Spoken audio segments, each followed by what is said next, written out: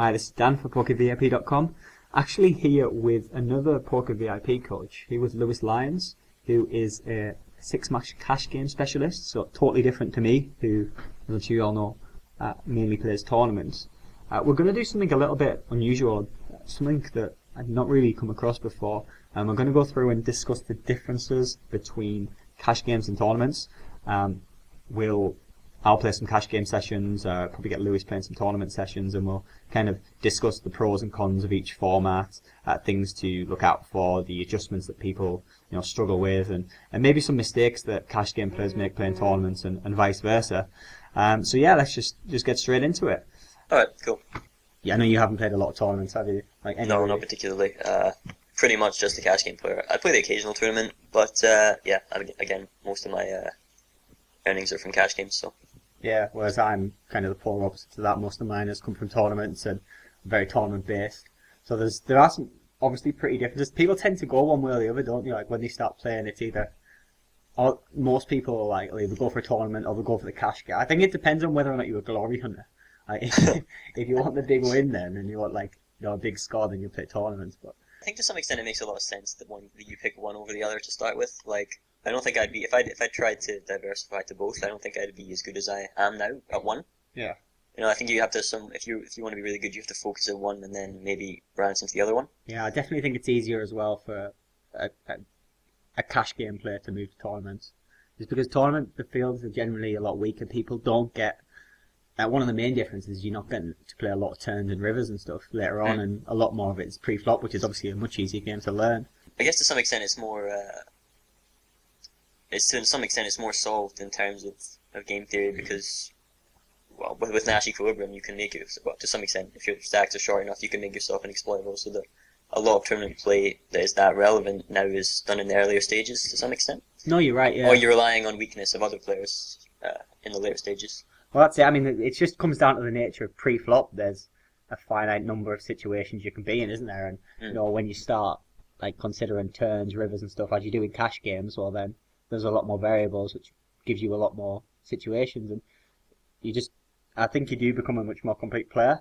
But that doesn't necessarily mean that the best cash game players are better than the best tournament players, because yeah, it's a very different skill set. Yeah. Overall. I mean, you see a lot of people who will play a tournament, like the cash gamers, and they'll maybe lose a pot and have 20 big blinds or 25 big blinds and just not really know what to do. Yeah. I wouldn't, for example, I wouldn't really know what to do. I mean, I could make an educated guess, but I wouldn't. It's not a situation I've come up with enough. So. I mean, that's the biggest difference, I think, then, is obviously the blinds.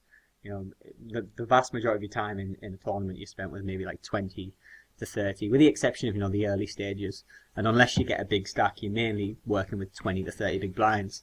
Yeah. Whereas you are usually, I'd imagine you're always a full stack. Yeah, of course, yeah. I guess of course that is the entire difference that defines a tournament versus a cash game. The blinds change. Yeah. And so in I guess the pre-flop game in cash games and tournaments, obviously that's where the difference comes in, but in cash games, the pre-flop game is very formulated. I understand tournament pre-flop play is very formulated as well, but there's much more instances of scenarios that can come out. Whereas pre-flop and cash games, there's far fewer. Everybody already knows what to do versus a short stack, mid stack, blah blah blah. But because of the difference in sizings versus your own changing stack, because my stack will always be 100 big blinds, or bigger, it will never be small. Exactly. So I never have to consider what I would do in a situation where I have 50 big blinds and the other guy has 30. Yeah, exactly. So the effective stacks come into play a lot more as well. There's other stuff as well, you've got people, you've not just got one shot stack as you would do in a cash game. Normally you'd have one, whereas you've got everyone with so there's spots where you might have a decent steal spot where you've got, I don't know, say ace jack in middle position, but you might have to pass up on it because you're going to be raising into 4 or 5 reshove stacks who have 15 to 20 bigs, and you don't want to call them off. Or some maybe that's not a good example. But a good example is just the concept of implied odds in cash games. I will maximize my eggs with implied odds in any situation I can. So if I think even if I have a 15% chance to make the best hand, if I expect to make 200% increase in my stack, as a result, I'll obviously take that, assuming the odds are right for the call. But in a tournament, you can't obviously justify that because losing that 15% of your stack might negatively affect your survivability in the tournament, and that relates to how much money you're going to make. Yeah, exactly, because a lot of what you do is, well, everything you do in tournaments is linked to your stack size. Like, if you're not going to be able to like run a three barrel bluff with 20 big blinds. You can't plan for that. For the most part, like, people don't consider the actual changes in the blind and stuff. They kind of let themselves fall behind a little bit. So the blinds, the changes in blinds are definitely the biggest part. But that's what drives the action, and that's why a bad player or a player can get lucky and win, which is why a lot of people enjoy it, because there's a lot more luck, certainly a lot more luck short term in tournaments.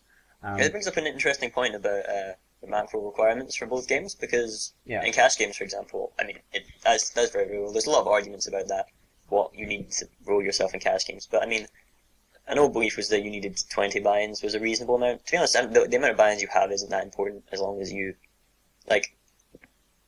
as long as you're not going to go broke. It's not important, of course. Yeah, but, like if you were, for example, like you can take some shots. It's like you're not playing like with your life roll, Yeah, exactly. That's what's important. Yeah.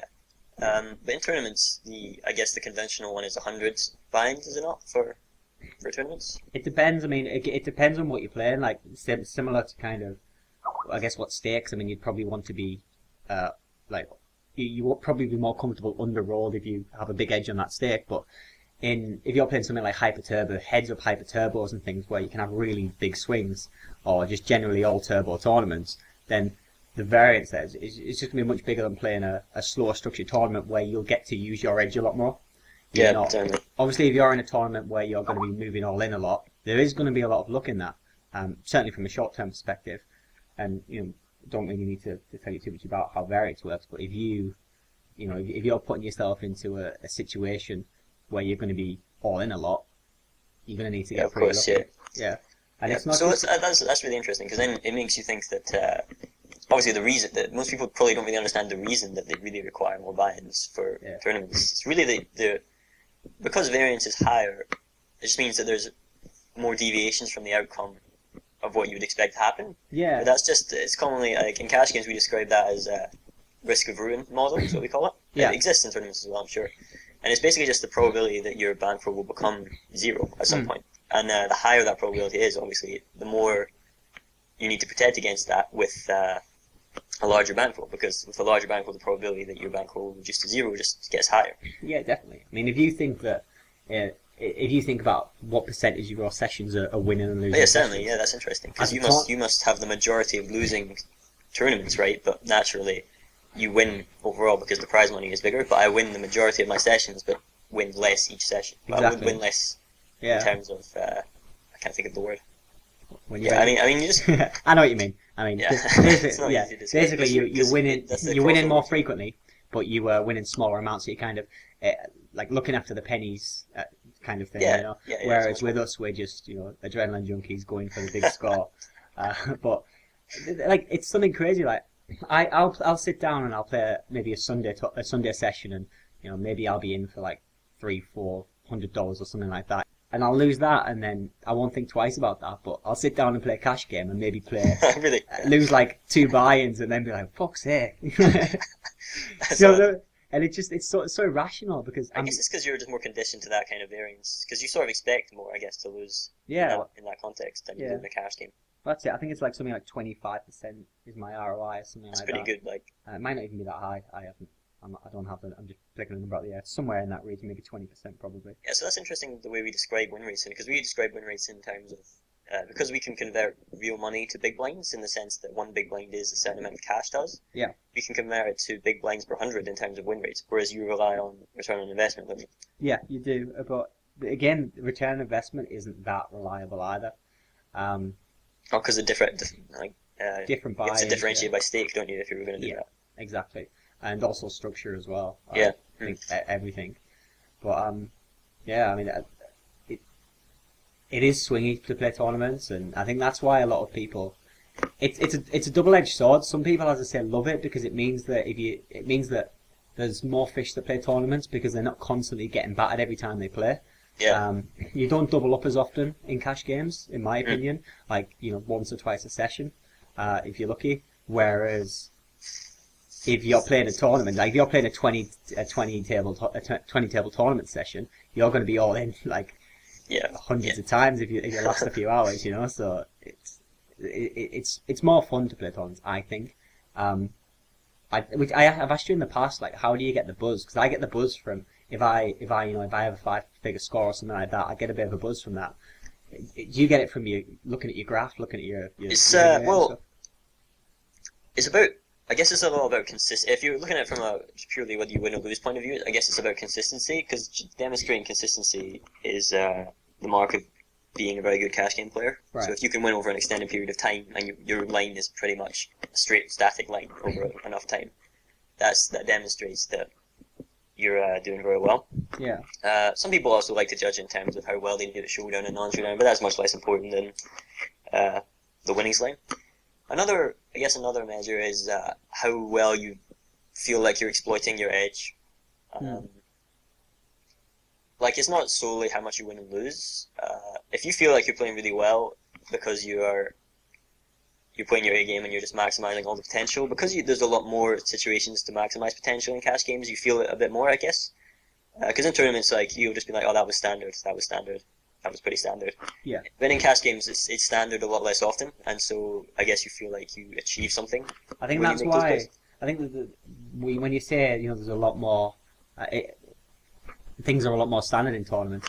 I think that's probably why there is a lot less metagame in tournaments. You don't need to have as many reads on your opponents, because first of all, they're not going to be there the whole time. It's very rare that you'll be on the same table with someone for more than 100 hands or so. Yeah. Unless it's like a final table or something. So, you know, you don't need to worry about people exploiting you by, you know, check raising too much or just like adapting to you, because most people can't get a read on you in that space of time. And obviously, if you're a reg and you play another reg, then that's different. But there's so many tournaments fish kicking around that especially on a site like Stars, where you're playing fields of thousands of people, people don't stick around long enough, and most people that are good enough to kind of look at things don't really need to, and they'll just avoid you anyway.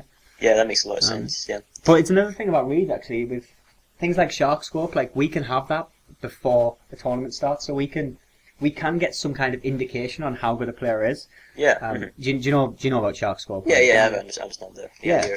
So I mean, we can use previous results and such. Yeah. Exactly, and there's all kinds of filters on there now. So I mean, we can look at just some random player, and we can tell that if they've played 10,000 games and they're down 20k or something, then we straight away have a read that guy's a fish. Yeah, Whereas sure. you guys can kind of get an indication on it, but if someone's sat there with a full stack and unless they do something really spewy, it's tough to know whether. It's difficult to tell what's going on. Yeah, of course, it's tough to know unless you've got some history. It's tough to know whether that was some kind of high-level thinking move that they made, or whether they were just licking the keyboard. You know, it's tough to know. Yeah. But, so we should talk about. I guess we should talk, because it's not like there is no post-flop game in tournaments. It's not. We can't say it doesn't exist. No, definitely. So would you say it's like either? I suppose it depends on the tournament structure to such a great deal, doesn't it? But of course, there will naturally be a post-flop sort of game in the early stages. Yeah. But what about in the later stages? Do you ever get post-flop games? It depends on the site you're on. Again, you mentioned the structure. Some sites more so than the others, like Stars. Generally, the average tournament player on Stars is a lot better, and I think it's just because the structures are so much better. You can get to final tables like with the average stack of 70 big blinds and things. Right, yeah, that's interesting. Well, maybe not quite 70 big blind, maybe somewhere like 40 or 50, but if you were to look at other sites like 888 and Party and thing, well, Party's quite good as well, but things like 888 and PKR and some of the other sites, you're often getting to like 12 players left, 8 players left, with the average stacks of, say, 15 big blinds, so there is absolutely no... I mean, the good thing about those kind of sites, though, is that the players don't tend to be as good as Stars, so... Yeah, sure, yeah. So, like, they're going to make some pre-flop mistakes anyway, so it's not that important. But... Yeah, exactly. I mean, they'll be peeling off certain stack sizes and, you know, playing too tight, and it's easy to spot those kind of people. I mean, as soon as you see someone peel off a 15 big blind stack and they don't have aces, like, you can pretty much make a note on that one. Yeah. But post-flop's interesting, actually, because most of tournaments, like, is is across two streets, so you've got pre-flop and the flop. Like most people like incorrectly give up quite a lot on the turn, so you do get a lot of people floating. But that's kind of the most sophisticated move you'll see with any kind of regularity in a tournament. Right. Yeah. The stack sizes just generally don't allow you to run multi-street bluffs very regularly. Obviously, it's stake dependent, but higher stakes tend to come with better players, and the structures kind of suit that as well. Whereas it's interesting the dynamic between that. I heard recently. I was talking to a guy that plays tournaments, and he plays in a certain way that is called Backstyle Playing. So he tries to generate a lot of chips in the early stages of the tournament to try and maximize his post-flop edge. Yeah. And then he plays more conservatively when everybody else goes crazy on the bubble. I don't really see the point in that, because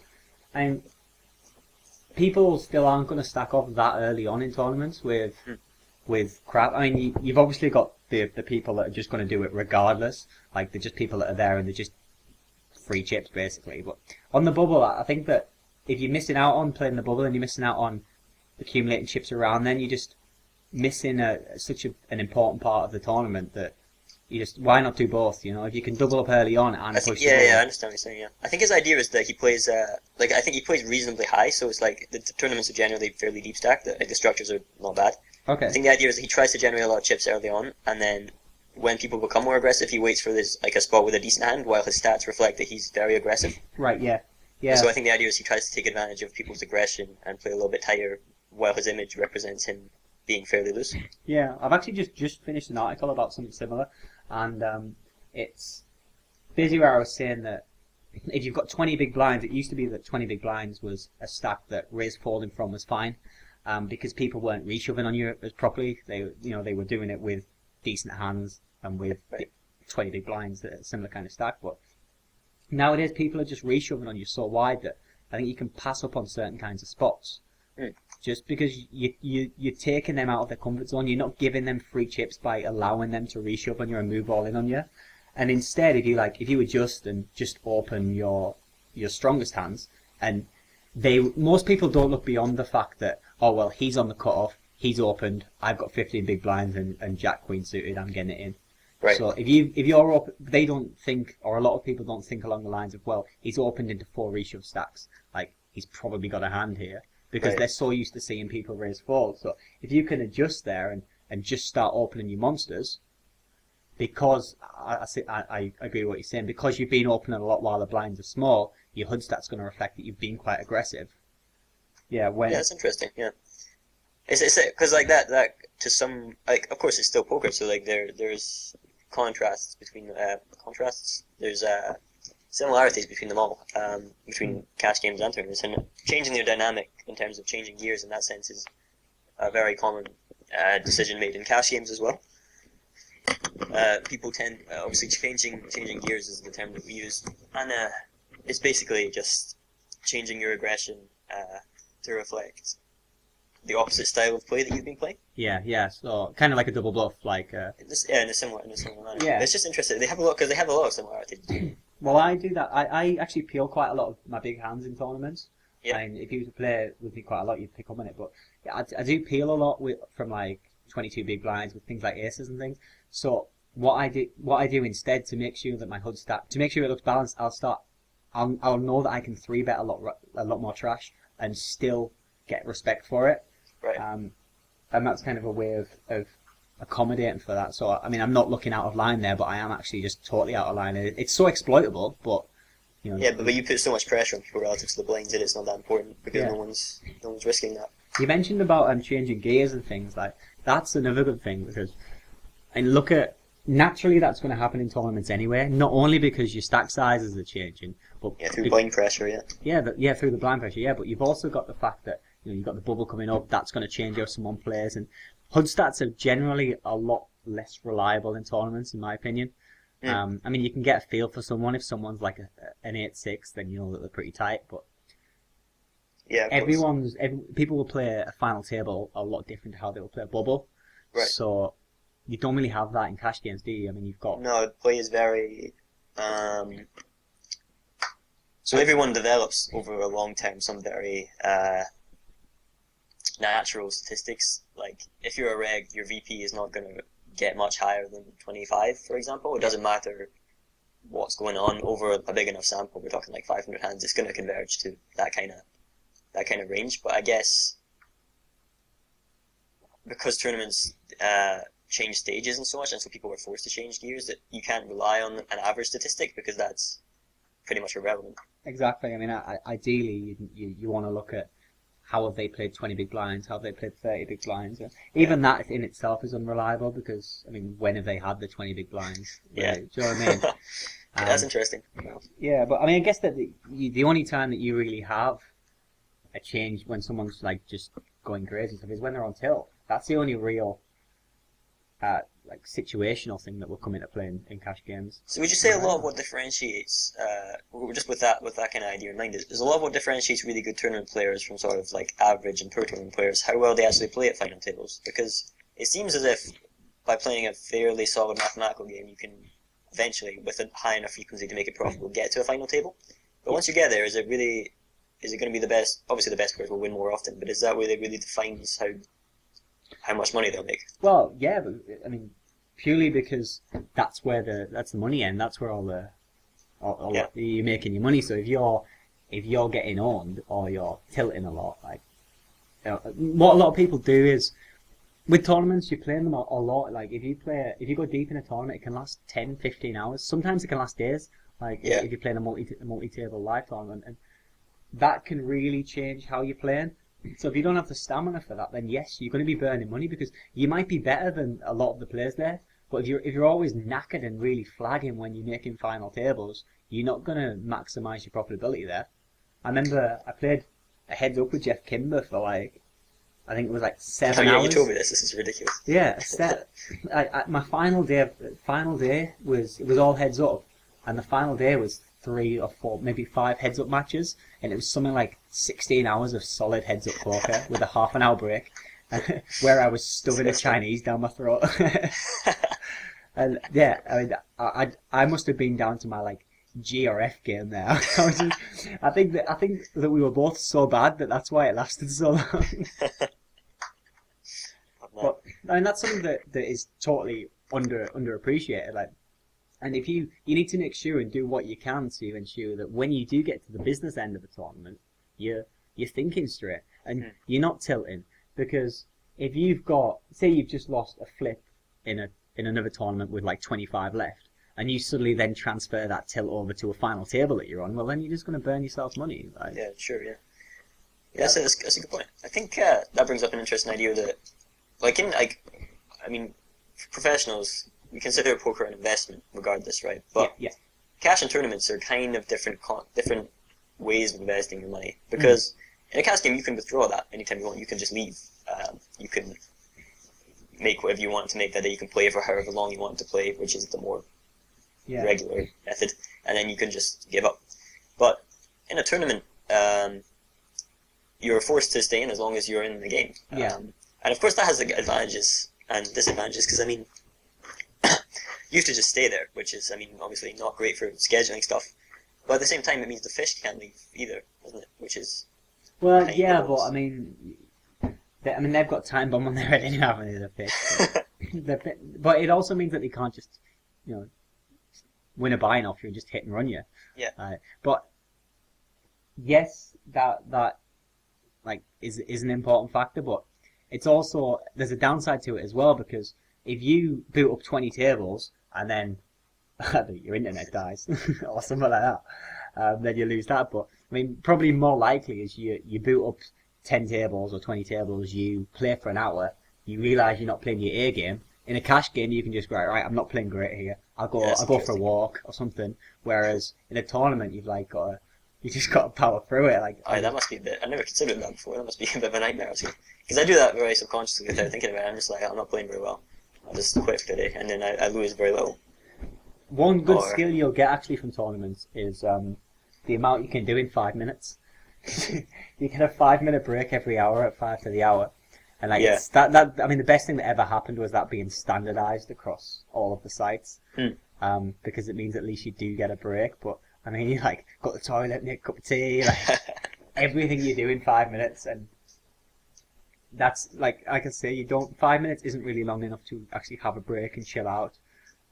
Especially if you wanted to like review some hands or something in the time you were doing it. But in live tournaments, are the breaks much longer? yeah, it depends on exactly what the tournament is. Single day tournaments, like just your average one in the casino, no, it's you get like 20 minutes, just long enough for you to kind of do your nuts in the casino, basically. But yeah, I mean, you get.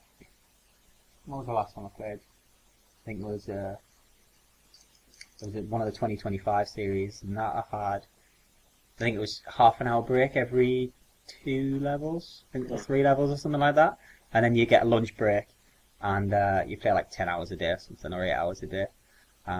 But yeah, so you do get a break, and you don't really get that long overnight. I mean, by the time you've had a drink and you've gone to a bar and stuff, and you've gone to bed, you're doing it on not a lot of sleep. I mean, the first live tournament I played was I was out of my depth. It was a WPT, and I was awful. Like I didn't know how to do anything. I remember chatting to someone in the break about how to 3-bet. Oh dear. Yeah. I was like, so when should I do it? And I thought I was just rewriting the book of poker here by learning how to 3-bet. And that one, by the end of the second day, well, it was mid-second day because it didn't last till the end of the second day, but mid-second day, like, my legs were in cramp. I couldn't sit still. I had to stand up because I was just in pain just from sitting down, and that kind of stuff you don't think about. And, I mean, I know that people try and coin poker players as athletes, but, I mean, I wouldn't go that far, but yeah, you need to have some kind of stamina about you, anyway. Would you say that, because, for example, in live cash games, the standard of play is, like, remarkably worse. Like, huge. There's a massive difference between, like, I mean, in any normal live cash game. Yeah. You're considering, like, a normal, like, 200 game in a casino is, like, 10 and L online, kind of. Maybe worse than that. Yeah, I agree. But, like, in tournaments, I don't think it's the same, because I still suspect online is probably a little bit harder. It's a lot harder. It's a lot harder. Are live tournaments as weak, yeah? Some sites are similar, but like a lot of the sites that tend to have casinos and stuff built to them, so if you play on something like Ladbrokes. But then again, the structures reflect that. Live tournaments, the reason they're weaker is because they're a lot faster, and people don't know they don't have their shoving ranges down well enough, and Right, yeah. so you can feasibly raise fold in spots where you wouldn't ever dream of doing it online. So, I mean, you can have fold equity with 6 big blinds, so you can shove. Well. Yeah, and people will still fold. So if you've got 10 big blinds, you can raise fold as a bluff off that, because For me, that's really hard. Like, for me, as a cash game player, imagining that anyone has any fold equity with 6 big blinds is pretty hard. Yeah. Because just nobody has any in a cash game. But the average stack there will only be like 12 big blinds or something like that. So if everyone's got really short stacks, then it has the same effect as you basically pop committing everyone with a min raise. So yeah. That's something that you don't get online, because you've got most people that kind of know their ranges, or at least maybe not even know their ranges, but live, even if they do know their ranges, they tend to err on the side of caution, because you've got the whole walk of shame element, and the whole I've been here for like 3 hours, I want a min cash kind of thing. Yeah. And it's funny because you always min raise and you always get the scowl and you always get the guy, I'll get you. You keep doing that, I'll get you. And then they shove on you and they're like, booyah, got you. And you're like, okay, well, you take my 2 big blinds. You just lost like 6. Yeah, exactly, yeah. And they don't understand, and then they high five to sell and stuff. But oh dear. Cash games or live cash games, like, I think that a good difference you have there is you can see if someone's drunk. Like, that is helpful. I have to admit that is true. But yeah. I mean, everyone is so bad generally. Like, all cash games are basically played 9-handed live, just because it's more beneficial to the casino for rake. Right. But I mean, there's literally, you sit down and probability, even like a 1,000 game, you're gonna be sitting with like 6 terrible players. Yeah, a couple of businessmen and stuff. Yeah. Like some randoms who decided to do it that night. It's bizarre. 2 of them will be drunk. Yeah. I definitely think there's more. You get more passing trade on. It's less reg infested. All of the live cash games anyway. From my experience, sure. But yeah, definitely. I don't have that much experience really. You're very much right though. It's like, yeah, it's so different. It's and the games play so differently as a result. Like, you never see. I don't know the last time somebody limped in 200 NL game. I mean, it happens obviously, but Yeah. I mean, everybody limps every hand. Yeah. Or they in a live 12x. game. Yeah, and you've just got to raise isolate and then get no respect Yeah. and play a And then I was four-way like, hand. well, I've got value now with my 4-5 up. Yeah, pretty much. Yeah. What about then turns and rivers? Like there aren't really a lot of turn and river play in tournaments. live cast games? In tournaments, sorry. Tournaments, Like, yeah, that's something that I'd imagine you see a lot more turn and rivers playing. So, I mean, I probably get to the turn like a third of the time, at least more than that. I'd imagine. I don't know the exact statistic. I should, but I can't remember. But yeah, I mean, it's something that is. I mean, today we see the river quite a lot in cash games. Depends what levels you play as well. Like, if you show a lot of aggression, naturally you're going to see the river a bit more often. But plays become like fairly sophisticated. I think you need to understand a lot to even compete these days in like anything above sort of like 10 NL cash games online. You have to be like to be beaten again. You can obviously compete, but Yeah. to be a competitive force, you have to actually understand a lot these days. In terms of both you can't really be making pre-flop mistakes and be winning anymore. Is the thing. Like in cash games, everyone who is like, if I'm better than everyone, I should never make a pre-flop mistake against them, because if I do, that is like considered very, very bad. Yeah. Like we're not. I'm talking a mistake that loses money, not a mistake that might win or win slightly less money. If you Right. Yeah. I know what you mean. Yeah. Sure. So but it's considered very bad if you're making a mistake against a player worse than you pre-flop. Post-flop, it's a bit different because there's so many more scenarios, and we're all still human. We can't really think out everything all the time. But that kind of again comes down to like you're understanding what level a player's on and what kind of a player they are and stuff, and that just doesn't apply to tournaments at all, because you, as I say, you play one tournament for 10 hours, you might be on 25 different tables with different. I think that's an we never talked about this actually. It's an interesting idea that you can't table select in tournaments, because like bum hunting is a big issue these days in relatively high cash games. Yeah. Because and that's why a lot of games have been converted to Zoom now, which is actually, to be honest, a really good idea in my opinion. But that's not what this is about. Because you can't table select in Zoom, that's the idea, and you can't table select in tournaments either, which I guess is kind of a good thing to some extent. I mean, not in terms of you personally maximizing your win rate, but in terms of the sustainability of the games. Yeah. It's definitely a good idea. How do you find that? Because obviously you can't pick your seat, and so I guess that is a factor in variance, isn't it? Because like if you were always stab beside the fish, you'd be getting in the money much more often, wouldn't you? Yeah. But I mean, because the general standard is weaker, you don't really need to worry about it too much. Because the good thing is, if you're on a table and it is really reg heavy, it's not going to be that long before you get split anyway. So you can, if you feel like you're really outclassed, you do have the option of just tightening up, waiting a couple of orbits, and it's likely that you're going to get moved.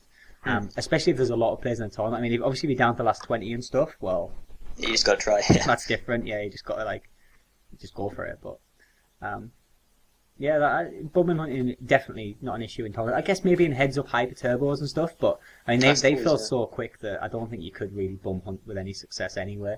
I mean they fill up in a matter of seconds. So, but bum hunting, yeah, I mean that's you say that's huge in cash games. It's a bit like even fairly low cash games, like 50 NL cash games, literally full of bum hunters. If you could be bothered, like I can't be bothered at Zoom for the exact reason. But yeah, I mean it's become a pretty big issue recently. The recreational players, like people put a lot of emphasis on the fact that recreational players really care if they're getting bum hunted and stuff. Yeah, they don't really care. Like they don't even notice to a big extent. They just see the same guy and they're like, oh, it's Kevin. All right, he doesn't care. He doesn't care that some guy's after his money. Realistically, he's playing to lose his money in reality. Yeah. Whereas a tournament player's always but it puts an issue on all the other cash game players, because even those not looking to bum hunt, which I have to say of regular cash game players is probably a minority, because all the tables just become reg infested that don't have fish on them. Yeah.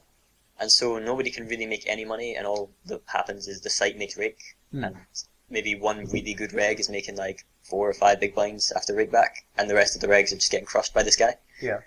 But yeah, it's become kind of an issue now.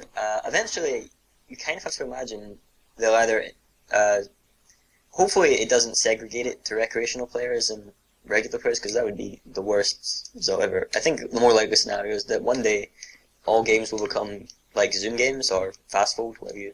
What about the anonymous games that I think they're Anonymous really popular on games the American create side? an issue because a lot of people take issue with the fact that that kind of isn't. Like Zoom gives the idea that you still know who that player is. You still understand his playing style. You lose so much in an anonymous game because you have no previous information about this guy, and that takes away a huge amount of what the game is. Postflop. Yeah. So I would imagine that really must really favour the fish then. But well, I mean, the fish are going to play badly anyway, but well, that's good. I mean, it favours them more. I wouldn't be able to make the same win rate against an anonymous fish as I could against a fish I know. Well, exactly, but that's better. I mean, in terms of long-term stability and the future of the game, then surely that's better for the game because, I mean, if you've got fish that are sitting down and just getting beaten up every time they play, then it's obviously better for the poker economy if you make their money last a bit longer, you know? They're not so it's interesting. So instead, in terms of stability, how fast the fish lose their money, if you think about it this way, generally at terms, the recreational players have a certain amount of money they'll play with in a certain time period. So maybe it's monthly, maybe it's yearly, whatever. But every month, if he loses that in 3 days, doesn't really matter. If he loses it in the whole month, doesn't really matter. He's still going to redeposit that money. It's just who gets to it first. And in the long term, it's always the regular players that are going to get it. Do you think that's the case, or do you think that if someone... Well, yeah, I understand your argument is like they get beaten up too much and then they leave. Yeah, or just move site or something. I struggle with how true that is. I mean, there's obviously that happens in some cases. I guess it's probably offset anyway by the amount they lose when they're on tilt. I think that's probably true as well. Yeah. Anyway, back to the anonymous thing. It's like Zoom or Speed. I keep saying Zoom. Speed favors anonymous because I think personally Speed is better than anonymous because that'll keep everybody happy in the terms that the regular players won't get pissed off at the sites for making all tables anonymous, but the recreational players won't be angry that they keep getting bum hunted at the same time. Yeah. Do you think I think that's an outcome that favours everyone. Do you think the recreational players are aware that they're being bum hunted though? Rarely, I think they're aware of that. I don't think they understand that, but I mean, they probably. It was an issue on PKR because they've got like a tagging feature, so you can actually tag players and see who's online, and you actually pull up their tables based on. Yeah. I think they're moving it or getting rid of it in the next update. But I don't think it's good that the sites have that feature. I think obviously some people employ their own programs to do that, and I don't really take issue with that. I mean, it's annoying that people bum hunt, but it's just a fact of the game. Yeah, but I don't think the site should advertise that concept. No, I agree. That doesn't help us or anybody really. It makes sense, like, to bum hunt because I mean, why would you play against people that are better than you? Sure, yeah, it does, yeah. And I think the most people's problems are with the ethics behind it. And I mean, the people that are bum hunting are the people that know they're not the best and they're not striving to be the best. Which I think is why the people that are annoyed by it are the people that are, wanting to be the better players. But if you're a bum hunter or if you're being bum hunted and you're aware of it, then obviously you're gonna feel pretty violated, aren't you? Yeah. Like it's like when you sat at a slot machine in Vegas and you see those people that just sit there and wee themselves because they think someone's watching them, waiting to win all the money that they've lost. Looking over your shoulder. Yeah, exactly, and that's like. You don't want people to feel like that. You want them to keep coming back because otherwise they'll take a blackjack or something. That's again why I think the speed variant is a better idea because that stops anybody feel like they're being victimized because it's a new player every time. You're not going to be like, oh, that guy came to my table. He has no choice. I totally agree with you. Take your money, Totally agree. And I think that in terms of keeping people don't get bored and stuff as well. So you've not got someone that's like, well, I'm kind of bored here. They're just playing hand after hand. Yeah, for sure. They'll stick around. I think also that would lot. encourage the recreational players to play because playing hand after hand is what they're really interested in. Exactly. They don't come to fold, do they? They no, just want to play some hands. Yeah, certainly right. I think that. What do you think about bluffing in cash games? Do you think that happens a lot? Yeah, bluffing is a huge part. I mean, I can't tell you the exact percentage I bluff and don't bluff because I don't even know that. But like. If we just consider the C-bet for one thing, like in I'm assuming because obviously stack sizes are lower and it's more of a risk to C-bet in a tournament, C-betting happens somewhat less. But in cash games, I mean, C-bets happen a good, probably overall like 60, probably about 2/3 of the time there's going to be a C-bet on the flop. If somebody is the original raiser and there's one caller, about 2/3 of the time I would guess is the amount of the time that there's a C-bet. Right. and the amount of time the guy will hold that hand is going to be much less. So, yeah, pretty much there's bluffing going on in most pots. There's different like levels of what you might call bluffing. People don't really consider c-betting to be bluffing anymore in a weird way in cash games, because it's become such a standardized play. But I mean, it depends on the limit as well. So cash game players distinguish bluffing between good players bluffing and bad players bluffing. So recreational players bluffing, like overly aggressive recreational players, nobody really cares. That's awesome because they're basically just donating money in situations that it makes no sense to bluffing. But the higher you go, obviously, the more bluffing becomes an essential part of exploiting an edge. Right. Yeah. Because people are making fewer and fewer mistakes, and so you have to force mistakes upon them. It's not as if some guy's going to call my value bet with fourth pair anymore when I have top set. I can't just value bet that hand and expect to win if I never balance any of my range with bluffs. Right. Yeah. And so it's a big consideration now. I mean, it's such a fundamental part of the game. I don't even consider it how often I bluff and how often I don't, because you just sort of know when. Yeah. And you know when you need to balance it to keep it right and stuff. But yeah, it's a very, very big part. I think I can't say personally how much you bluff in tournaments, but I would assume it's much, much more. I actually think it's I'm sorry, in cash games I mean it's much, much more. Yes, no, I agree. Like, I think that in tournaments, yes, but I guess it depends on your style. Bluffing as, isn't it? Yeah, because I mean, like you could argue that when you jam with Nash equilibrium, in some situations you can be bluffing people, right? Because you're attempting to exploit you tend the to fact that they're not playing optimally. That worse, yeah.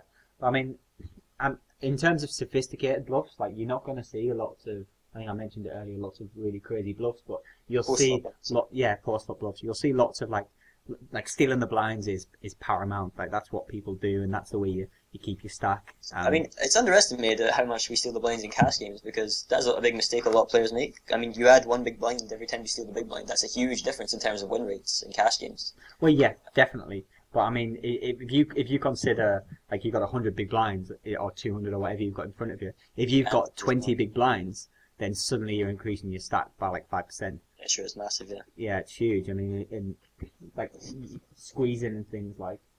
So what's the kind of dynamics in terms of pre-flop 3-bets and such and 4-bets? Does that exist in a reasonable degree? Again, it depends on your site. I wouldn't say as much. There's a lot more 3 and 4 betting in some tournaments. Like if you go on Stars, there's a lot more FPS with that kind of stuff. Like people just clicking it back and things, which obviously you don't do in cash games. I mean, they're trying to get their stacks in for value, representing the widest possible range they can. So why would they try and get it in a 7-bet pot? You know, when they can get it in a 4-bet pot with a wider range. Yeah. So yeah, I mean, it exists, but it's people. I don't think people understand it as well. It's more they've seen it. They've seen Joseph Chung 7-bet shove or something, and they want to just copy it. Yeah. Yeah.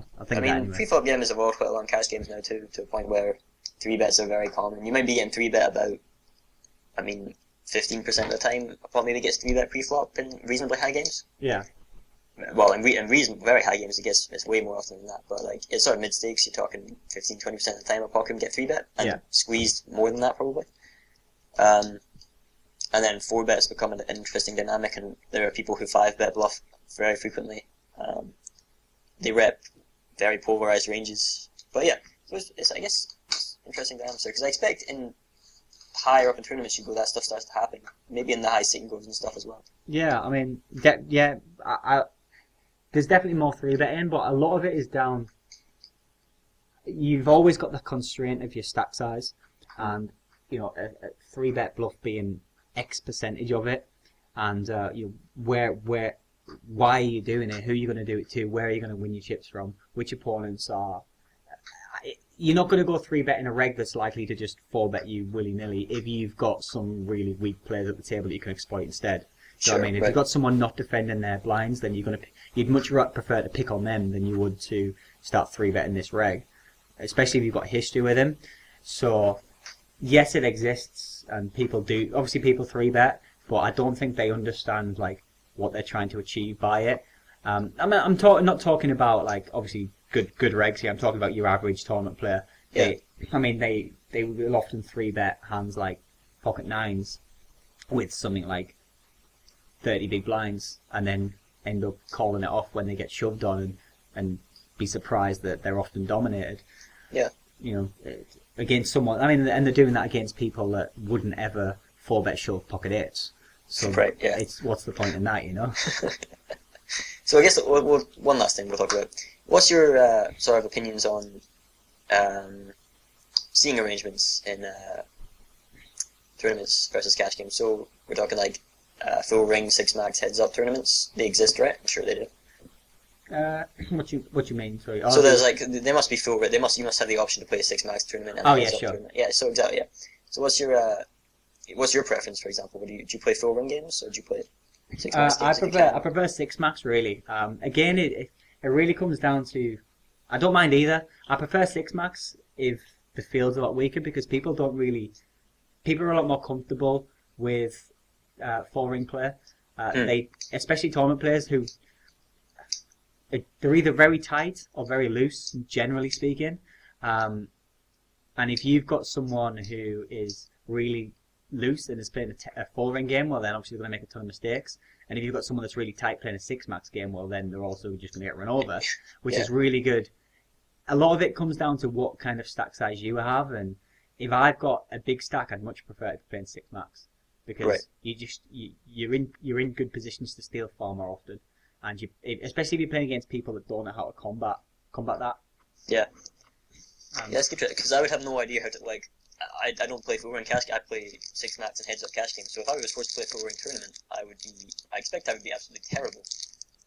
Well, maybe. I mean, you would still have your late position ranges. And yeah, certainly. Yeah. Obviously, you can't really go too far wrong, like folding and playing pretty tight from your first few positions. Yeah, but I mean, you would have such an edge anyway post flop that it wouldn't really matter.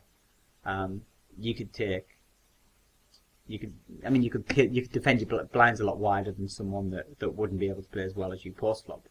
That's interesting, yeah. For example. But I mean, you see that as well. Like you see people calling from the blinds off, like say 20 big blinds, which might seem totally crazy for someone like you, who you're thinking, well, why is he playing 20 big blinds? But that's because, well, without going into too much, it's because the position doesn't matter, does it, when you're that shallow? Yeah, because there's only certain moves there's only a number of plays that are going to happen anyway. So. Yeah, and people are only. When the stacks are like 20 bigs, they're not going to be able to 3-bet and try and barrel you off stuff. So people will obviously fire once quite a lot and just give up. Yeah. I mean, not everyone. I mean, obviously it differs from player to player, as anything does. But I certainly feel that the bluffs in tournaments are a lot smaller and far more frequent stabs. So kind of like a hyena when they're eating things, and they like run up and just kind of pinch a little bit rather than just kind of trying to bulldoze over someone's face, Yeah. One more interesting thing is that if you go all the way in a tournament, you always end up heads up, which is an interesting idea. And like you will go down from 9 to 6 hand, even in a full ring game, you'll eventually get to 6-handed, then 5, 4, 3, 2, and then obviously you end up heads up. Yeah. So that's an interesting idea, because you wonder if maybe it's beneficial in some way to play different formats like that to get more experience. Like we discussed this before a little bit.